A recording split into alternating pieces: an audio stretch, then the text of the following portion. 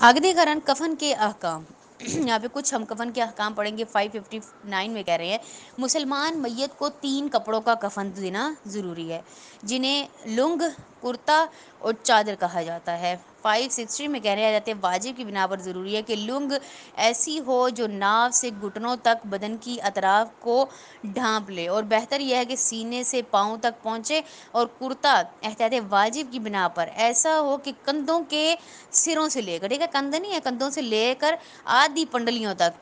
پنڈلیوں تک، یعنی جو یہ پنیاں ہوتی ہیں، یہ جو ہماری ٹانگ ہوتی ہے گھٹنے سے نیچے، وہ اس کی بات کر رہے ہیں، تک تمام بدن کو ڈھانپے، اور بہتر یہ ہے کہ پاؤں تک پہنچے، بہتر یہ ہے کہ آپ پاؤں تک اس کا کپڑا لے کے جائیں، اور چادر کی لمبائی اتنی ہونی چاہیے کہ پورے بدن کو ڈھانپ دے، اور احتیاط واجب کی بنا پر چادر کی لمبائی اتنی ہو کہ میت کے پاؤں اور سر کی طرف سے گرا دے سکیں، ٹھیک ہے، جو اوپر بھی گرا ہوتی ہے نیچے بھی گرا ہوتی ہے، اتنا آپ نے کپڑا چھوڑنا ہے، اور اس کی چوڑائی اتنی ہو کہ اس کا ایک کنارہ دوسرے کنارے کے اوپر ہونا چاہیے۔ 561 میں کہہ رہے ہیں کہ واجب مقدار کی حد تک کفن، جس کا ذکر اوپر والے مسئلے میں ہو چکا ہے، میت کے اصل مال سے ہونا چاہیے، لیا جائے، بلکہ کفن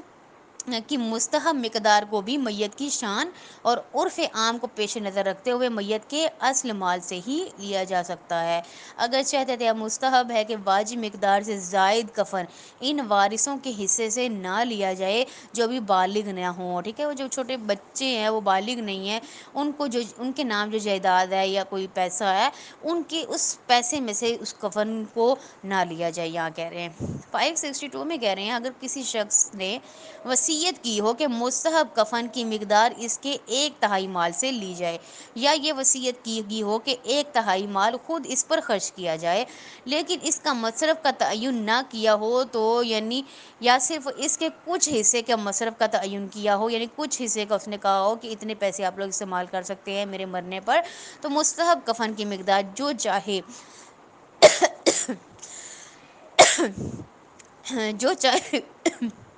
عرف عام سے بڑھ کر ہو، اس کے تہائی مال سے لی جا سکتی ہے، یعنی کہ مستحب کہہ رہے ہیں کہ مستحب یہ ہے کہ جو عرف عام میں جتنی اس کی